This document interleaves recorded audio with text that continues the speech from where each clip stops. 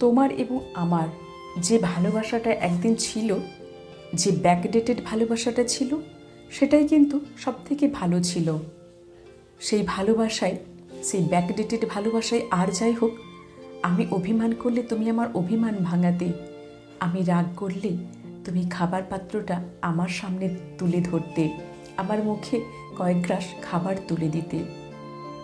সেই ব্যাকডেটেড ভালোবাসায় আমি কষ্ট পেলে তুমি আমার সেই কষ্টে মলম লাগিয়ে দিতে। আমাদের সেই ব্যাকডেটেড ভালোবাসাটাই আমার পা কেটে গেলে তুমি আমার পায়ে নিজের হাতে মলম লাগিয়ে দিতে। আমার সেই ব্যাকডেটেড ভালোবাসাটাই আমার চোখে যদি কিছু পড়তো, তখন তুমি সেই চোখ থেকে সেই আবর্জনাটাকে বের করে দিতে।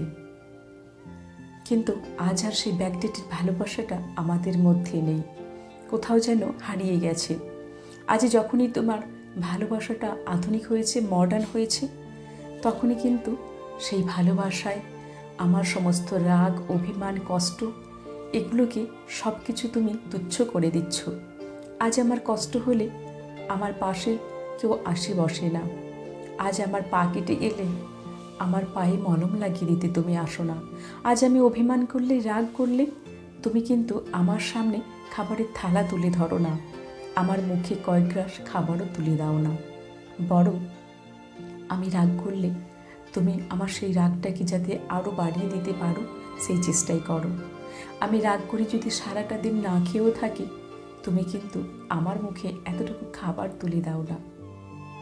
সত্যি কি আমাদের সেই ব্যাকডেটেড ভালোবাসাটা ভালো ছিল, নাকি আজকের এই মডার্ন সমাজের মডার্ন ভালোবাসাটা তোমার কাছে বেশি মূল্যবান?